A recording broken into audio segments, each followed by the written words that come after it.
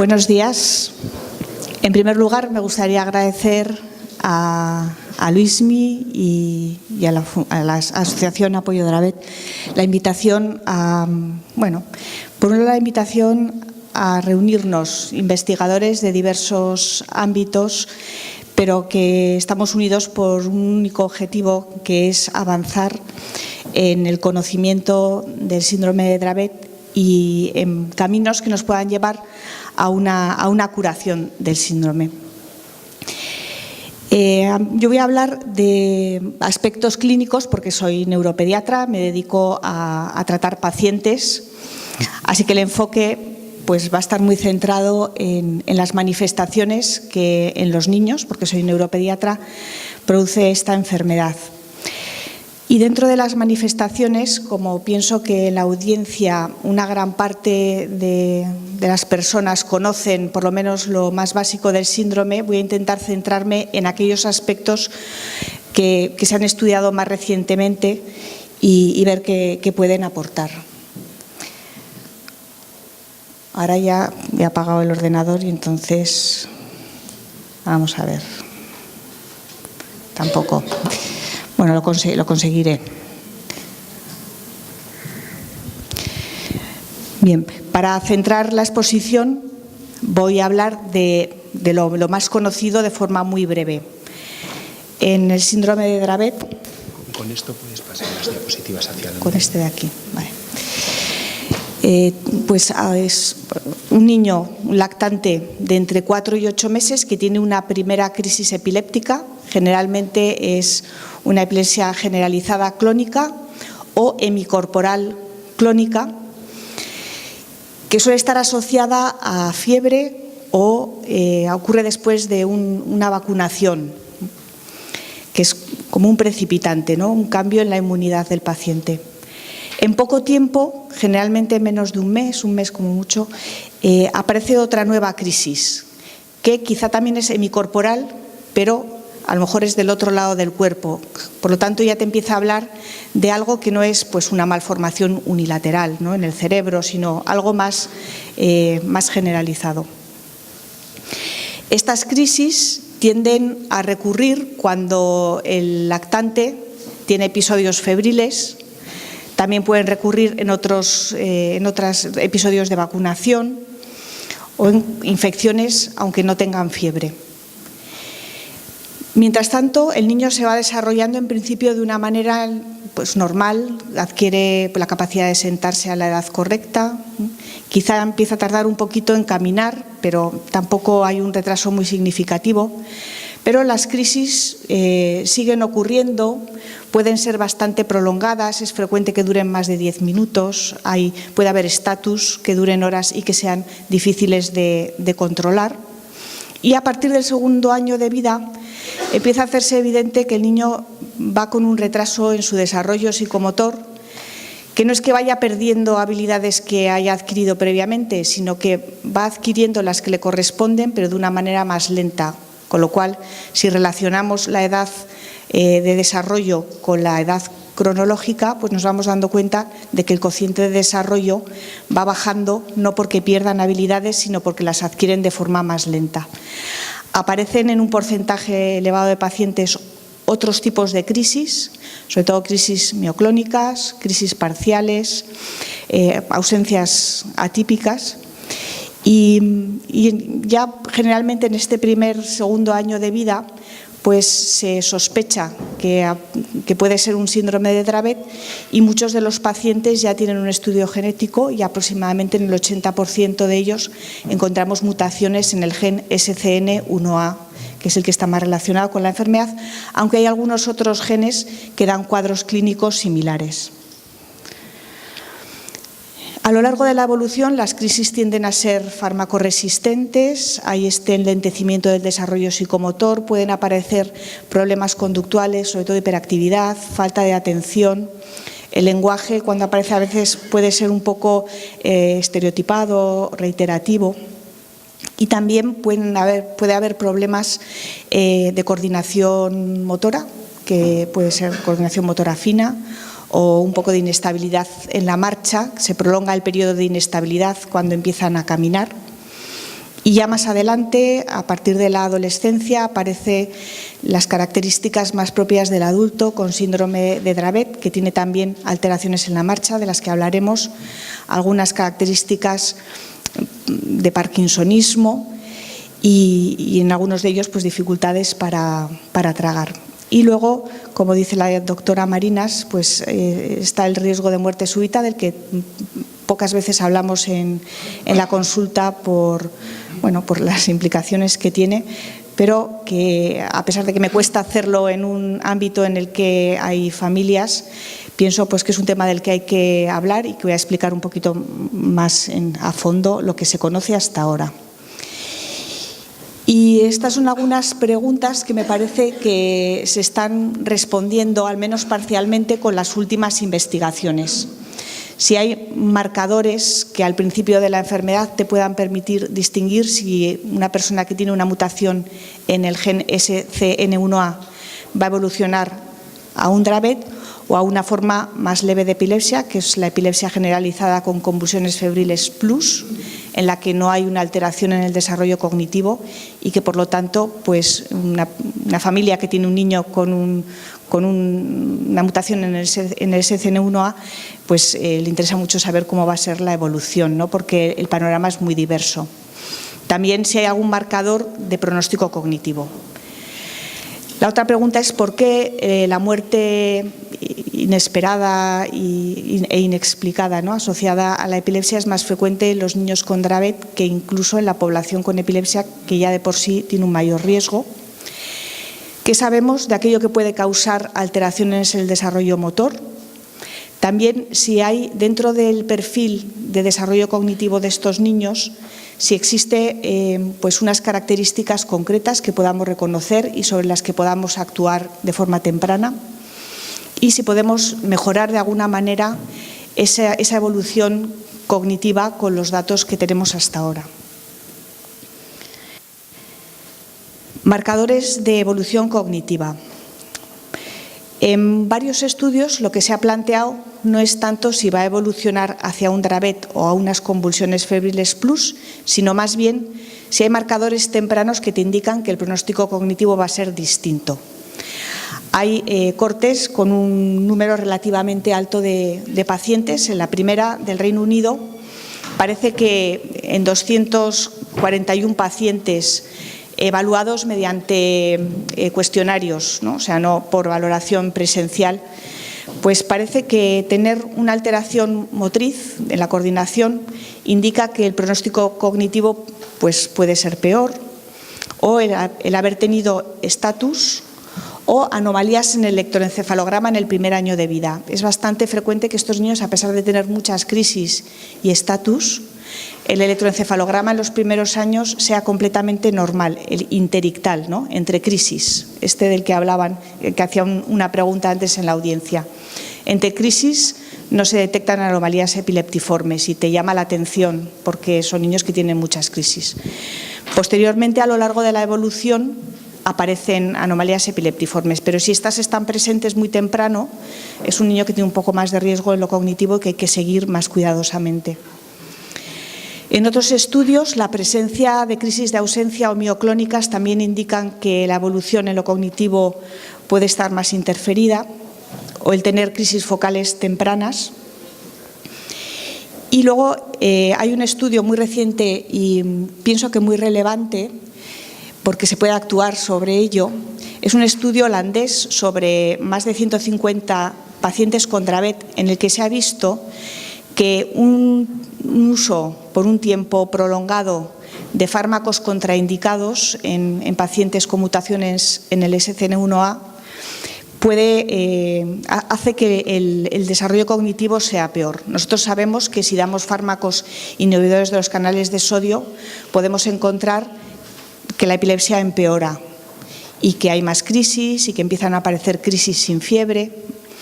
Si estos fármacos se dan por un periodo mayor de un año, también el pronóstico cognitivo es peor.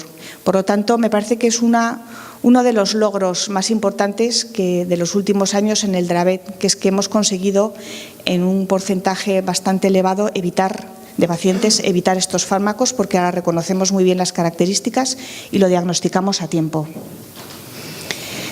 En estas gráficas se ve... Hola. Parece, sí, ya funciona. Este es el cociente de desarrollo de los niños, entre 20 y 120, y estos son los meses de edad. Se ve cómo el cociente de desarrollo baja, sobre todo en los primeros 6 años, aunque no en todos los pacientes la evolución es la misma. Hay niños que no pierden puntos en el cociente intelectual. Y en esta gráfica lo que vemos es cómo aquellos pacientes que han tomado fármacos contraindicados, que están representados por la línea roja, tienen una caída del cociente de desarrollo mayor y que continúa en el tiempo, a pesar de que ya en estas edades no estén tomando esos fármacos, ¿no? El hecho de haberlos tomados por un periodo prolongado de tiempo ya empeora el pronóstico cognitivo. Por supuesto, esto no es una raya que represente a todos los pacientes, por lo tanto siempre tenemos la esperanza de que aunque haya tomado algún fármaco contraindicado, su cociente de desarrollo sea mejor. Son tendencias y son datos que se descubren cuando hablamos de grupos de pacientes, pero luego está el paciente individual. Y este estudio a mí me gusta mucho, es un estudio de 200 pacientes con mutaciones en el gen.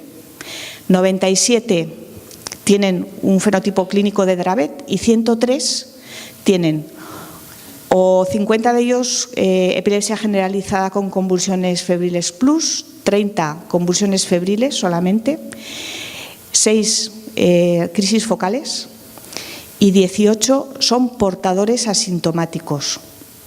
Entonces estudian una serie de variables y relacionan, ¿no?, esas variables con el pronóstico, de forma si desarrollas Dravet o si desarrollas otro tipo de epilepsia más benigna en el pronóstico.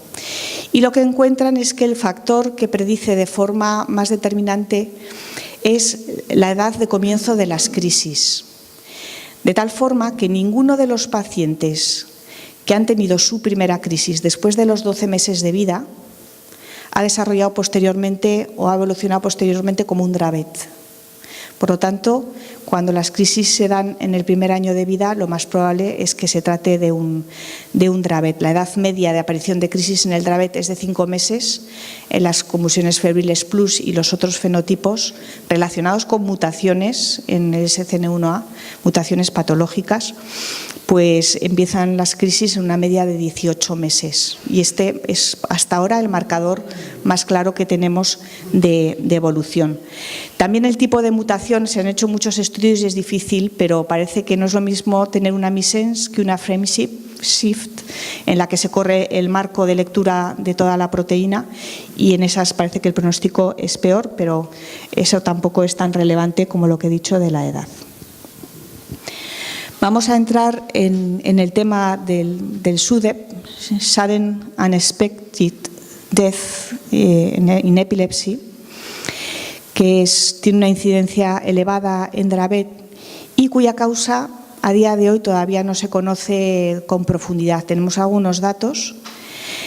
Ya de por sí son pacientes que tienen pues un riesgo elevado por las características de su epilepsia, porque se sabe que tener convulsiones generalizadas tónico-clónicas, que estas se hayan iniciado a una edad temprana, que sean prolongadas y que una persona esté en politerapia para poder controlar sus crisis, todo ello ya de por sí son factores de riesgo de muerte asociada a epilepsia.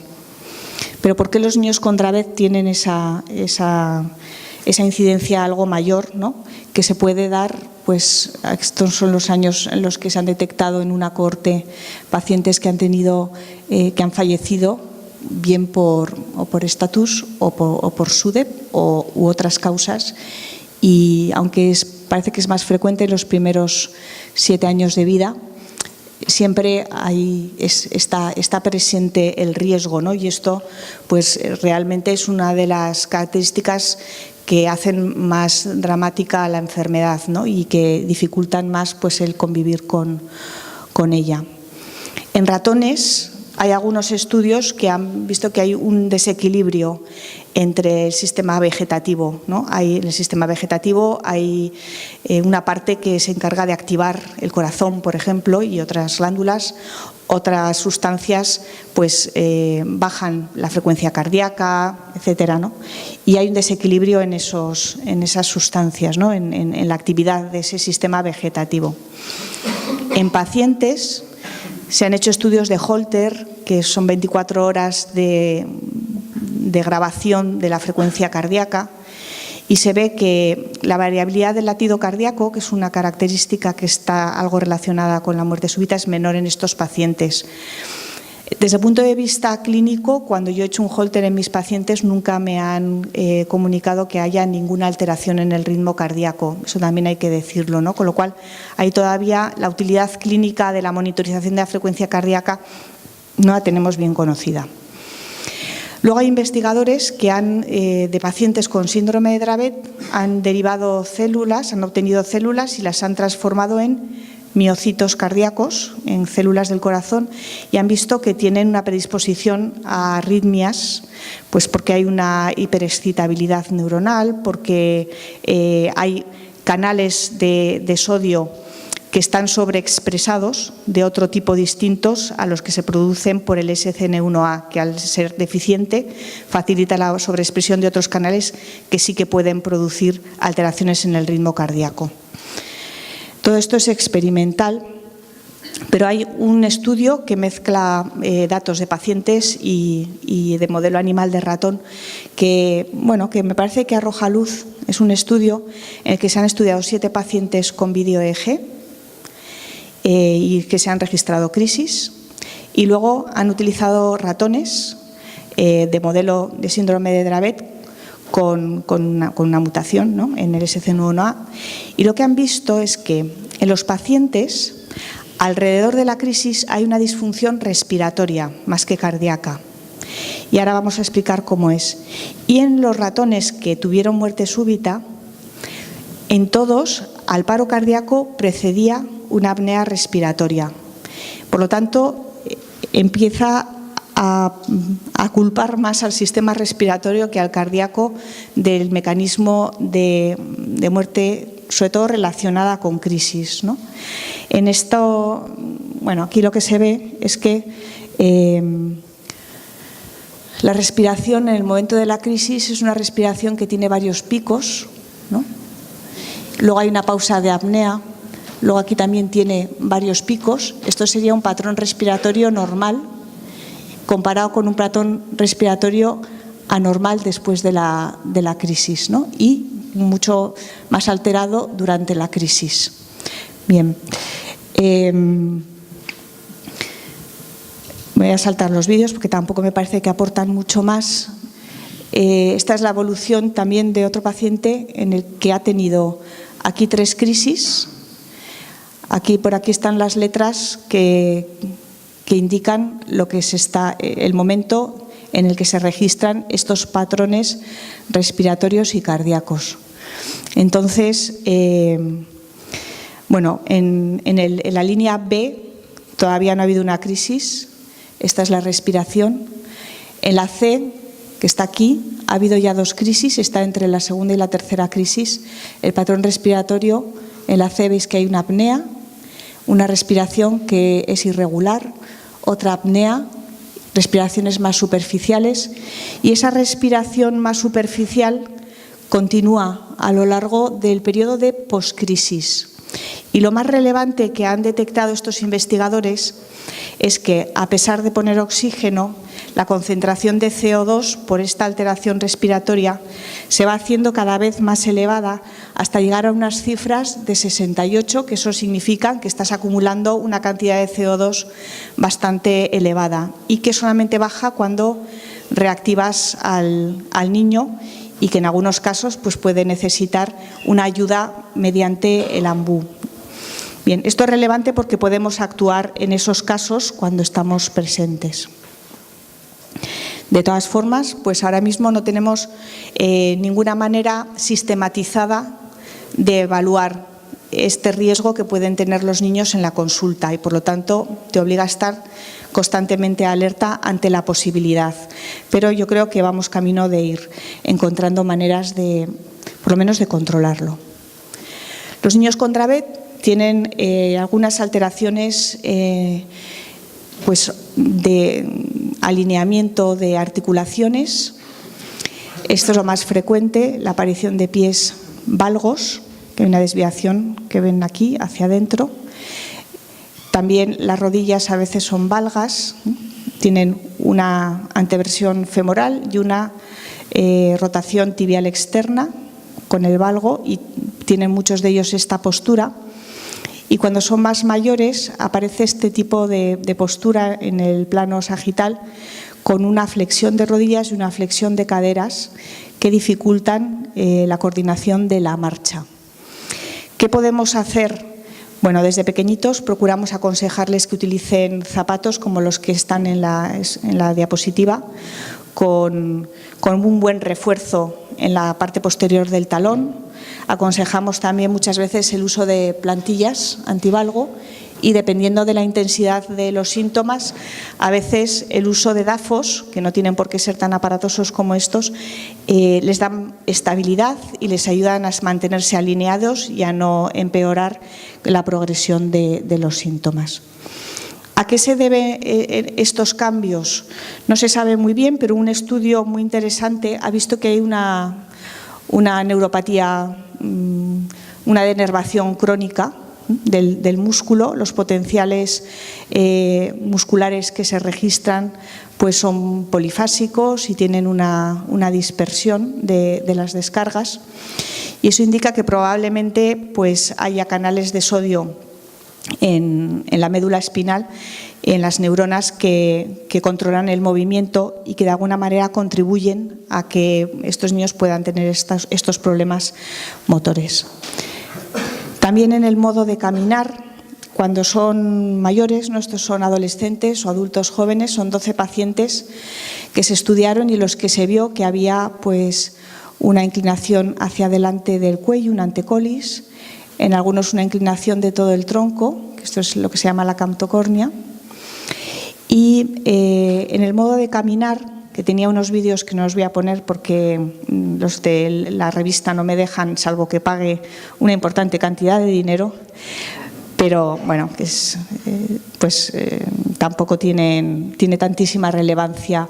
Caminan, tantísima relevancia para comprenderlo, ¿no? Tiene mucha relevancia para los pacientes porque dificulta también mucho el desplazamiento y la calidad de vida. Pasos cortos y con poco braceo. Aquí se ve la rigidez, ¿no?, que tiene uno de los lados del cuerpo y balancea nada esta extremidad cuando camina. Esos pasitos cortos, un poquito de dificultad al dar la vuelta, que tienen que hacerlo en varios pasos, y que es una rigidez, todo ello muy parecido a lo que presentan los pacientes con Parkinson. Y en 2 de 4 pacientes que consintieron utilizar el levodopa, pues se vio que mejoraban un poquito los síntomas de la marcha. Respecto a los déficits cognitivos, yo creo que el mensaje es que no se conoce un patrón que sea específico de Dravet. Sí que se ve, respecto al lenguaje, que la respiración al hablar se les queda corta, ¿no? Y eso se nota cuando hablan, en la pronunciación. El tono también a veces es un poco monótono, ¿no? No tiene las variaciones propias de la entonación, y tienen problemas de articulación. Y muchos de ellos tienen también algunos problemas en la programación del movimiento de la lengua, de los labios, que afectan a la inteligibilidad de las palabras. En un estudio que revisó muchos otros estudios, lo que dicen es que hay más dificultades en aquellas actividades cognitivas que implican integración que en aquellas que son más de estímulo-respuesta. Por ejemplo, para ellos es más fácil reconocer una imagen que coordinar pues el movimiento necesario para poner una pieza en un lugar determinado, ¿no? O entienden mejor el significado de una palabra que la capacidad de programar la respuesta y hacer una pronunciación adecuada de lo que quieren decir, ¿no? Y parece que esto también pues, puede afectar a la postura. Y respecto al modo de comportarse, muchas veces se habla de que estos niños tienen rasgos del espectro del autismo. Autismo como tal, yo creo que de 70 y tantos pacientes que he visto, puedo pensar que 1 o 2 les puedo hacer un diagnóstico de autismo, pero los demás pues tienen problemas de comunicación, pero sobre todo porque les cuesta desarrollar una idea. Pueden tener algunas estereotipias, pero sobre todo cuando están contentos, no son tanto de autoestimulación. Y sin embargo, sus capacidades de socialización están de modo significativo preservadas respecto a las otras. Por lo tanto, no es el núcleo del autismo, ¿no? Que es una incapacidad de comunicación y de comunicación social, ¿no? De sociabilización. Eso no parecen tenerlo la mayoría de ellos, y cuando revisas las características de modo sistemático, pues ves que eso es así. Tienen una autonomía limitada, pues lógicamente por el miedo a que tengan crisis, por las dificultades de coordinación motriz, por el carácter que puede ser a veces oposicionista, o porque a veces tienen poca capacidad de transmitir lo que piensan, ¿no? O lo que entienden, por esa dificultad para programar el lenguaje y para conceptualizar. Ahora algo podemos mejorar los déficits cognitivos. Lo fundamental, el diagnóstico temprano, que nos lleva a detectar la mutación en el gen y a evitar los fármacos que pueden empeorar no solo las crisis, sino también la evolución cognitiva. Nos permite hacer una intervención para el desarrollo psicomotor temprana, antes de que tengan síntomas. Yo me encuentro con muchos médicos que se niegan a referir a los centros de intervención temprana a los niños con Dravet porque tienen un desarrollo normal al principio. Pero nosotros sabemos que eso o lo reforzamos o perdemos una oportunidad, ¿no?